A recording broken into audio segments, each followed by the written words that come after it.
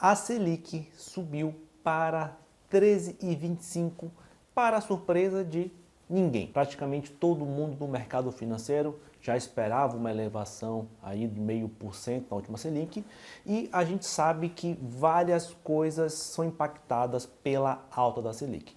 Porém, essa alta e o texto lá do Banco Central não me agradaram.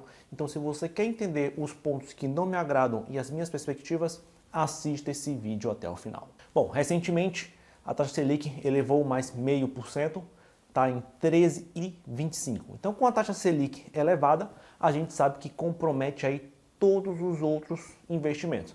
Ações, fundos imobiliários, criptomoedas, enfim.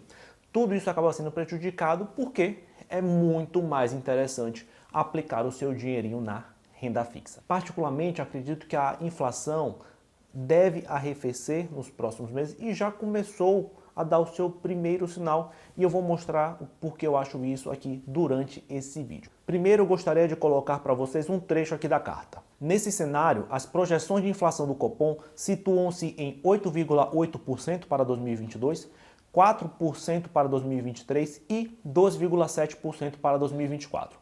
As projeções para a inflação de preços administrados são de 7% para 2022, 6,3% para 2023 e 3,3% para 2024. As projeções do cenário de referência não incorporam o impacto das medidas tributárias sobre preço de commodities, energia elétrica e telecomunicação que estão em tramitação. A gente vê aí que o próprio Banco Central projeta uma inflação de 4% para 2023, sem considerar esses ajustes, essas medidas que podem ter um impacto direto na inflação. Aí eu te pergunto, qual a probabilidade dessas medidas não acontecerem? Estamos em ano de eleição, então a probabilidade de alguma dessa medida não sair, para mim, é muito baixa. Eu facilmente vejo o governo tomando medidas para controlar a inflação. E na minha visão, aprovado é a questão aí do ICMS aí do petróleo, no preço da gasolina, e a taxa Selic no patamar anterior já vai ajudar a arrefecer a inflação no curto. Claro que essa medida pode trazer um problema ali na frente, 2023 e 2024. Porém, eu preciso ter um pouco mais de dados e que isso se concretize para pensar como vai ser ali na frente. Mas no curto, eu acredito que isso deve sair. Acho que a probabilidade disso não acontecer é muito baixa. Então a gente tem aí mais um fator que ajuda a arrefecer a inflação no curto prazo, no segundo semestre de 2022, já para o início de 2023. Outro ponto que me deixa confiante para acreditar que a inflação vai arrefecer um pouco são as commodities. Olha aqui esse gráfico das commodities. Esse é o índice CRB em real, então ele está mostrando a cotação aí das commodities no valor real, e a gente pode ver que o pico dele, que o topo dele foi feito já em fevereiro de 2022. O preço das commodities tem uma alta relação com a nossa inflação. A gente pode ver que quando os preços das commodities dispararam lá para 2020, foi quando a inflação começou a subir. Então existe uma correlação direta entre o preço das commodities e o nosso IPCA. Porém, existe um delay, existe um lag, existe uma demora para isso refletir no nosso IPCA. E eu estimo que isso seja em torno de 7 meses.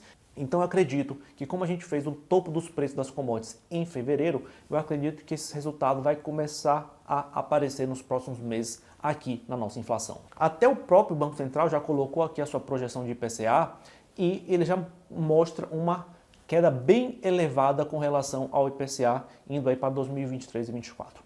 Claro que a gente não pode levar essas projeções como certas. Afinal, são projeções, são expectativas e pode mudar amanhã. Amanhã tem um conflito novo, amanhã tem uma crise nova, enfim, tudo pode acontecer. A gente tem que entender que são projeções para o cenário atual com as informações que nós temos hoje. Então, com esses dados que eu mostrei para vocês, dos preços da commodity já estarem se acalmando desde fevereiro, e com relação a essas medidas tributárias que, na minha visão, provavelmente irão acontecer, eu vejo o IPCA arrefecendo nos próximos meses, o que, na minha visão, não justifica essas novas altas que estão acontecendo no momento com a Selic.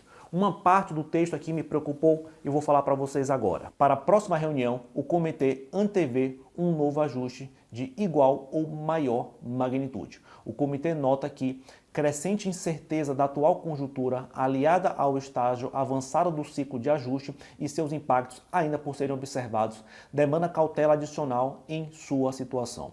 O Copom enfatiza que os passos futuros da política monetária poderão ser ajustados para assegurar a convergência da inflação para suas metas e dependerão da evolução da atividade econômica, do balanço de risco e das projeções e expectativas de inflação para o horizonte relevante da política monetária.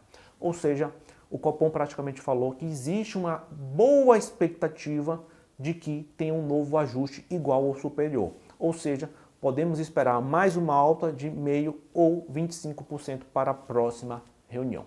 Claro que ele deixou em aberto que pode não acontecer, pode mudar os cenários e que ele está atrás aí de conduzir bem a política monetária. Na minha visão, eu fico um pouco preocupado com isso, porque teve um exagero no recuo da Selic para os 2%.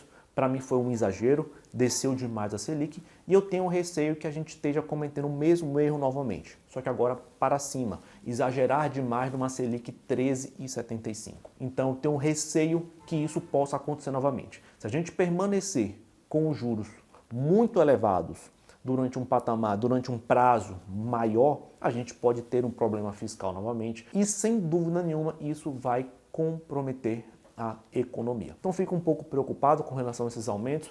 Para mim eu já consigo ver sinais claros de arrefecimento da inflação, então estaria um pouco mais tranquilo na minha visão, mas o Banco Central continua aumentando e isso me preocupa um pouco, me deixa um sinal de alerta que pode ser que tenha um exagero aí, mas claro que tudo isso são projeções e perspectivas e a gente tem que ficar atento aos próximos dados.